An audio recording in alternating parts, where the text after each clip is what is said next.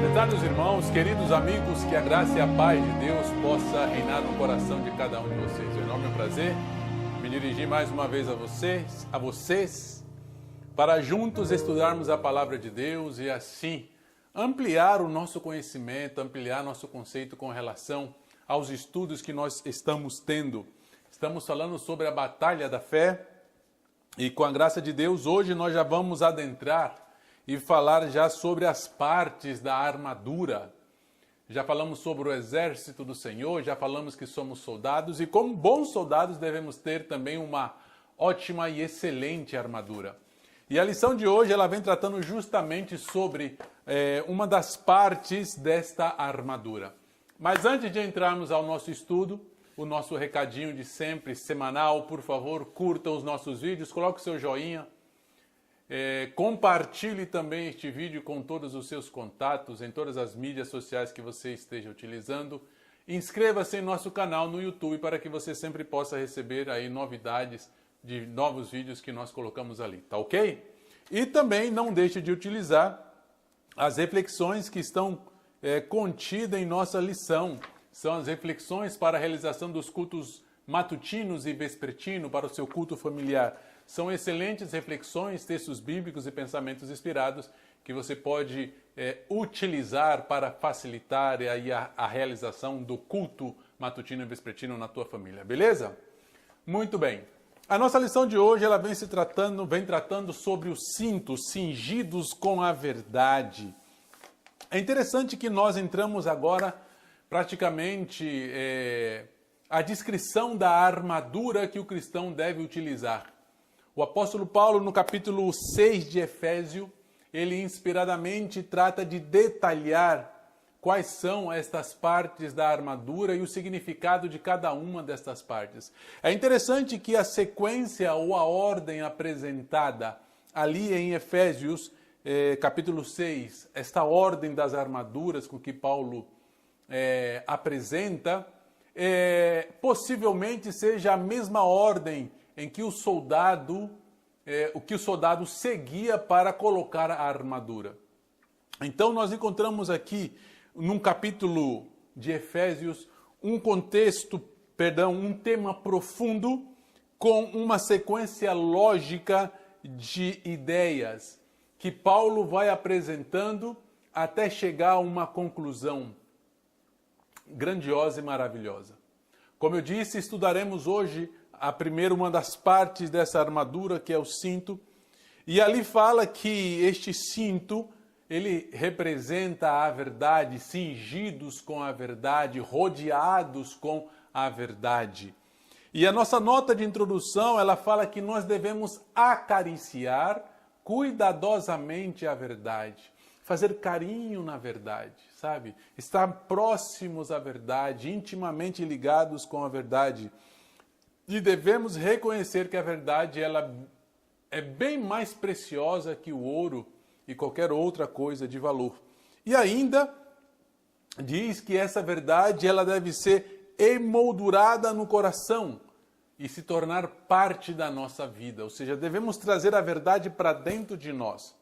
Ela deve rodear o nosso coração, ela deve nos rodear, ela deve fazer parte da nossa vida. Dia a dia nós devemos reconhecer que a verdade ela é o mais importante para nós. A Bíblia revela a verdade, é o primeiro subtítulo dos subtítulos que nós teremos nessa lição.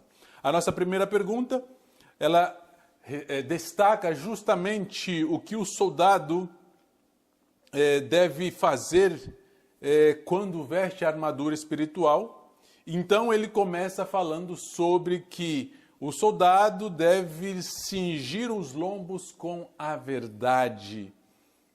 Deus, ele tem provido para nós um arsenal suficiente para que nós possamos resistir, para que nós possamos lutar contra a maldade que há no mundo, como diz o texto inspirado.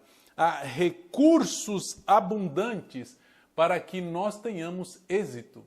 Muitas vezes o êxito não vem porque nós não fazemos uso dos recursos que Deus nos oferece para que nós possamos enfrentar, ou para que nós possamos assim resistir à maldade no mundo. A Bíblia, ela é um arsenal. Veja que interessante. Quando nós falamos de arsenal, é uma quantidade de armas, variedade de armas, para que nós possamos nos equipar. E às vezes nós, poxa, o que eu vou usar? Que arma? Pô, a Bíblia está aí. É o maior arsenal que nós cristãos podemos ter para poder nos equiparmos. E nossos lombos devem estar cingidos com a Bíblia, com a verdade, com a palavra de Deus, para que nós possamos desta maneira ir para esta batalha espiritual. Faz-se necessário então, irmãos, que nós tenhamos um cuidado com a verdade. Não cabe a nós cristãos ficar com suposições, ficar com achismos, sabe? Isso é inapropriado para um cristão. O crente, ele deve se afastar de suposições, porque isso vai levá-lo por caminhos equivocados. O crente tem que deixar de lado o achismo, porque não tem achismos na verdade. A verdade, ela deve ser absoluta. O texto diz que nós devemos ter uma ideia clara do que é a verdade, do que constitui a verdade. Só assim nós estaremos usando apropriadamente o arsenal que nos é oferecido. Portanto, devemos cingir os nossos lombos com a verdade. É interessante que a verdade, ou o cinto que representa a verdade, este cinto utilizado pelo soldado, ele unia todas as outras partes da armadura. Ele fazia agora com que o soldado pudesse se mover de uma maneira apropriada. Sem o cinto, ele se movia de uma maneira desengonçada, sem poder controlar os seus movimentos. Este cinto, quando rodeava toda a armadura, rodeava o soldado, fazia com que ele agora podia ter os movimentos mais apropriados e pudesse fazer uso apropriado de toda a armadura. Então, a verdade, ela une todas as partes da armadura. E a verdade de Deus, ela deve ser abrigada em nosso coração, ela deve ser guardada aqui dentro em nosso coração. Esta verdade, ela também santifica, diz a pergunta número 2. A verdade santifica o ser humano. E qual verdade? O texto bíblico diz: santifica-os na tua verdade, a tua palavra é a verdade. A verdade, ela nos separa para Deus. A verdade, ela nos consagra para Deus. O santificar é justamente, tem a conotação de separar, colocar para um determinado fim, e a verdade, ela nos separa para Deus, ela nos santifica. E ela acaba se tornando a salvaguarda que nós precisamos para enfrentar as falsidades que o inimigo apresenta. Para conhecer o que é falso, nós precisamos conhecer o que é verdadeiro, saber o que é real. Por aí muitas empresas, elas tratam de mostrar, por exemplo, os aspectos de uma nota falsa. A nota falsa tem isso e tem aquilo outro. Tem essa diferente, o papel é diferente, etc. e tal. Se as pessoas conhecessem a nota verdadeira, não seria necessário que elas conhecessem os aspectos de uma nota falsa. Portanto, para que nós possamos reconhecer o que é uma falsidade apresentada pelo inimigo, uma falsidade que vem para destruir aquilo que é a palavra de Deus, nós precisamos saber realmente o que é a verdade. Nós precisamos entender o que é a verdade. Ademais do princípio santificador que tem a verdade, como diz a nota, a verdade é um princípio santificador, mas diz ali que cabe a nós conhecer o que é verdade. Nós precisamos comparar as coisas espirituais, nós precisamos provar aquilo que é apropriado, nós precisamos pensar naquilo que é importante, analisar aquilo que é espiritual. Há alguns que dizem, não é importante uma doutrina, não é importante crer numa doutrina, basta crer em Jesus, já é suficiente. Esse tipo de pessoa ela é facilmente enganada, levada por falsidades.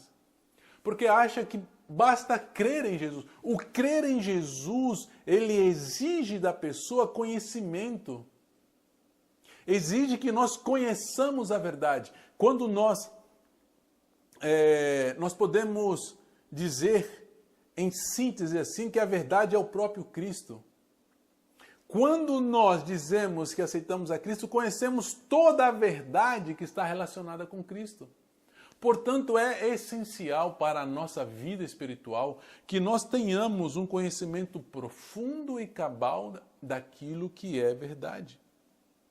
Daquilo que é importante para que nós não sejamos facilmente enganados pelas falsidades de Satanás. Satanás ele está a todo momento tratando de apresentar as suas falsidades e muitas vezes essas falsidades elas vêm misturadas com aquilo que é real.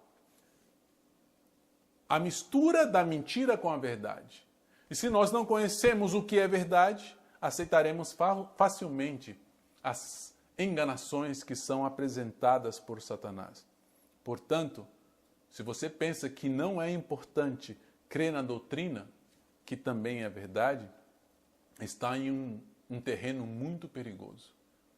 Em qualquer momento você poderá ser enganado por Satanás.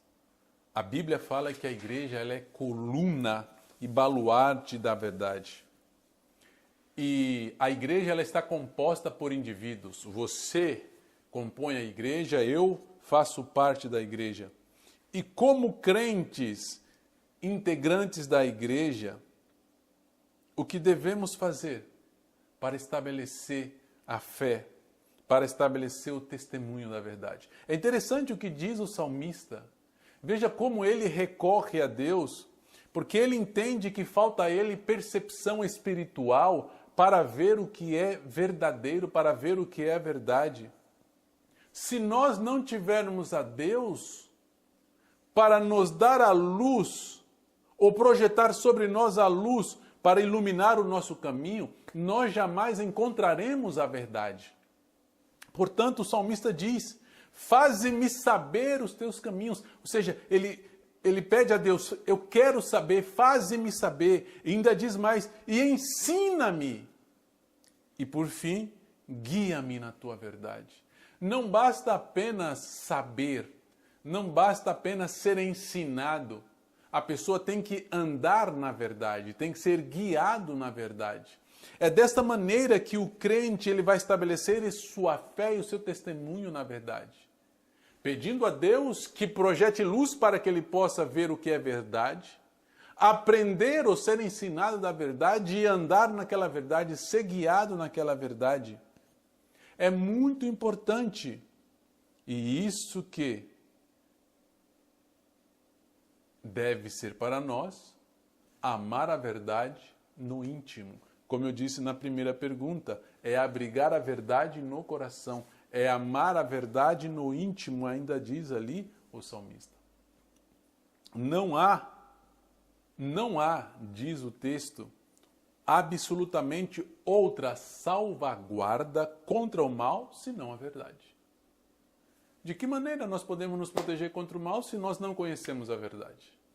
Então é necessário que você conheça a verdade, que eu conheça a verdade, se nós quisermos nos proteger do mal. Porque não há outra proteção contra o mal. Nenhum homem cujo coração não habita a verdade pode ficar firme pelo direito.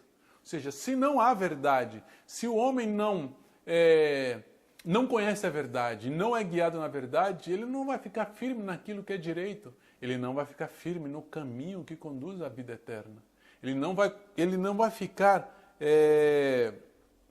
firme naqueles princípios que são estabelecidos na palavra de Deus. Portanto, novamente é ratificado que o crente ele não deve ficar com suposições, que ele não deve ficar sustentando indefinições em sua vida, ideias que não constituem o que é verdade, que não o ajudam. É necessário que ele estabeleça a sua fé naquilo que é firme. E o que é firme é a palavra de Deus, que é verdade.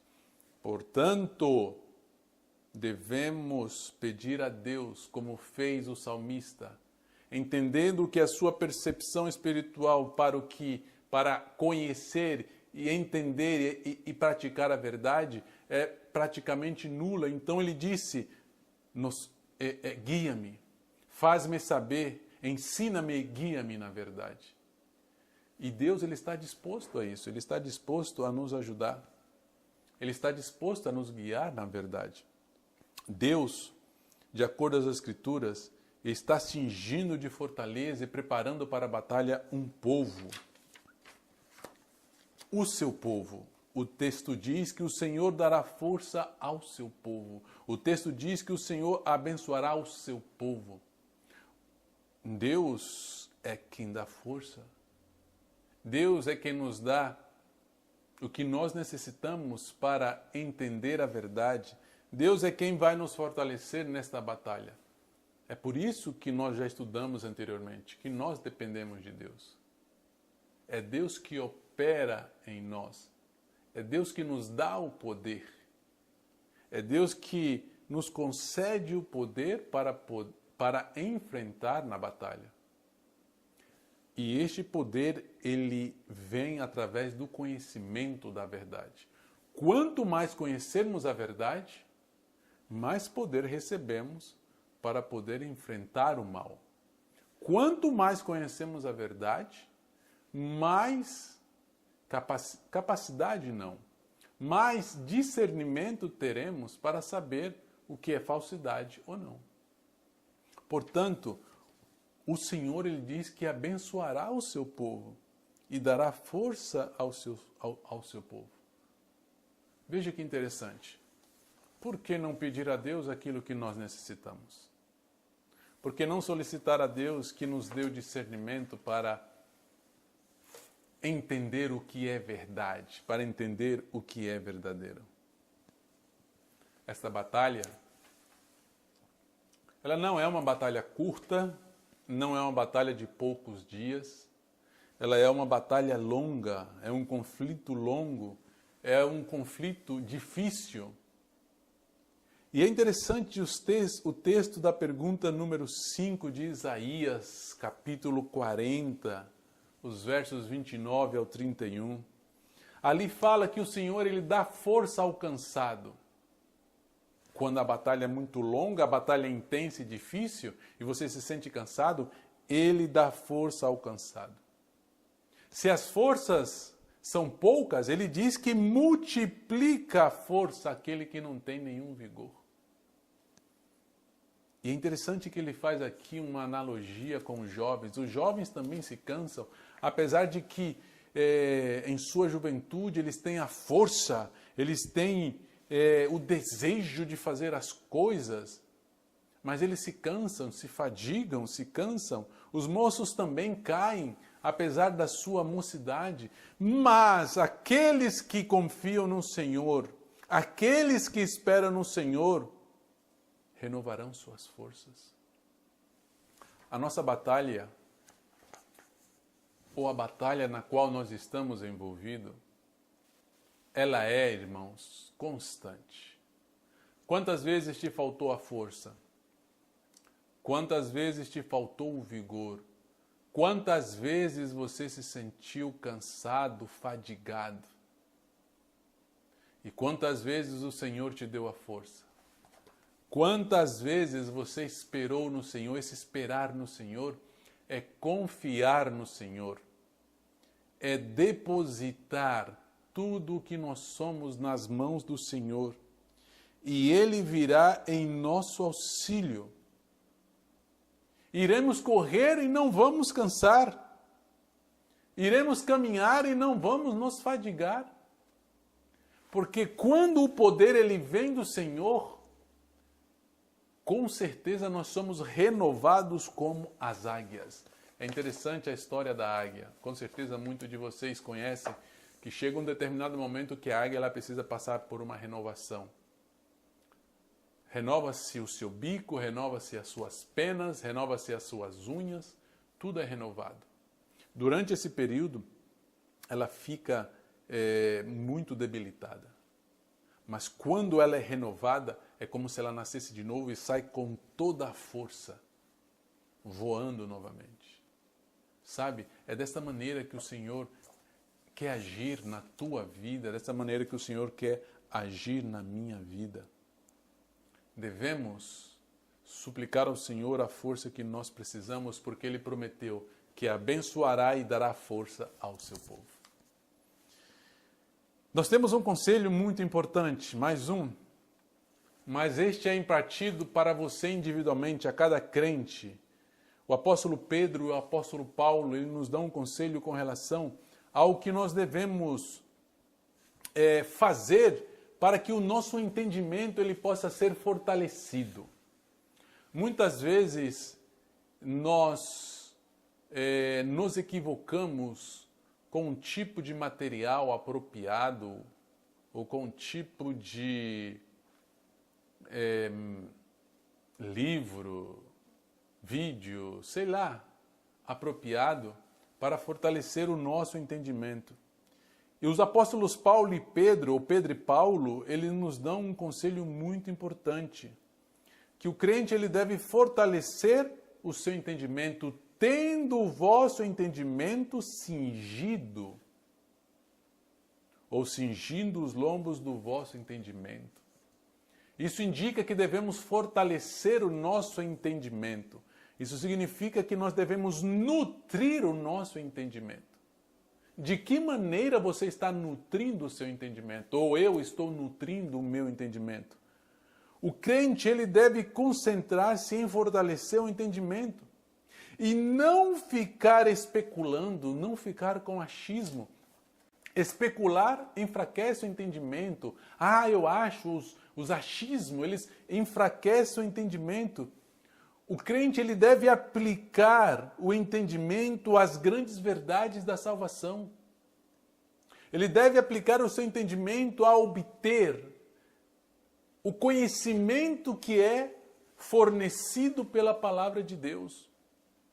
Ele deve aplicar o seu entendimento naquilo que é apresentado, ou nos princípios bíblicos, ou naquilo que pode levá-lo a ampliar o seu conhecimento sobre a verdade. Veja quão importante é que nós dediquemos tempo a cuidar ou a cingir os lombos de nosso entendimento. Ele precisa ser fortalecido. O nosso entendimento precisa fazer uma musculação, sabe? Levantar pesos, mas é aqueles pesos de conhecimento, aqueles pesos de sabedoria, para que ele possa ser robusto, para que ele possa ser forte. Às vezes somos tão vagos em nosso entendimento, tão superficiais, não passamos da primeira camada. Às vezes somos só aquela pontinha do iceberg. E quando poderíamos ser o que há abaixo da superfície da água, aquela imensidão de iceberg. Mas para que isso possa acontecer, nós precisamos fortalecer o nosso entendimento. De que maneira? Diz o apóstolo Paulo, com tudo aquilo que é verdadeiro, com tudo aquilo que é honesto, que é justo, que é puro, que é amável, que tenha bom nome, se tem alguma virtude, diz ele, nisto pensai. Então, qual é o filtro que devemos utilizar para afirmar ou deixar de afirmar que algo é apropriado ou não para o nosso entendimento? Está aqui, Filipenses 4:8. É honesto? É puro? É verdadeiro? Tem bom nome? É justo? Se é, pensar nisto. Vai fortalecer o seu entendimento. Não é? Afaste. Vai enfraquecer o seu entendimento. Então é este o conselho que nos dá os apóstolos Pedro e Paulo. Vigiar os pensamentos, ser sóbrio e vigiar em oração. A mente deve ser fortemente controlada, a fim de deter-se nos temas que fortalecem as faculdades morais. Vejam só, ao fortalecer o nosso entendimento, não fortalece apenas o entendimento em si, mas outras áreas, elas são também beneficiadas com o fortalecimento de nosso entendimento. Eu quero ler a vocês apenas a primeira parte ali do parágrafo que está nos estudos adicionais. Ali diz assim: os pensamentos precisam ser educados.